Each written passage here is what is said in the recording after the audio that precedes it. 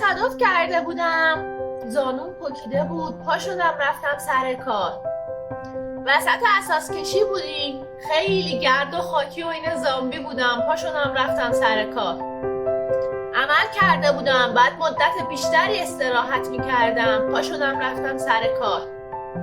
عزیز یا عزیزانی تازه از دست داده بودم، مثل همه آدما حالم بد بود، پا شدم رفتم سر کار. سرد بود رفتم سر کار، گرم بود رفتم سر کار، روز تعطیل رفتم سر کار.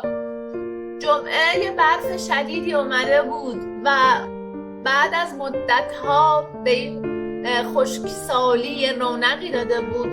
همه رفتن برف بازی، من صبح تا شب داشتم جلسات جبرانی دانشجوامو آنلاین برگزار می‌کردم. فرداش اومدم برم سر کار، ماشین یخ زده بود، شیشه ها یخ زده بود، خودش روشن نمی‌شد، دراش قفل کرده بود توی سرما. هر کاری کردم روشن نشد. هیچ کسی هم اون لحظه نبود که بهش بگم یا نخواستم مزاحم بشم.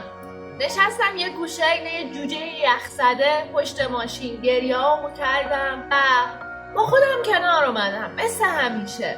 پا شدم هر جوری بود خودم دوباره رسوندم سر کار و حتی بیشتر اون روز کار کردم. آره اون روز بیشتر کار کردم. صبح تا شب جلسات آنلاین دانشجوامو برگزار کردم، بعدش مراجعه‌امو دیدم و بعدم اصلا به رو نیاوردم. میدونی یه جایی به بعد تو زندگی متوجه میشی پشت کار داشتن، استمرار داشتن خیلی مهمتر از اون هیجان اولی است.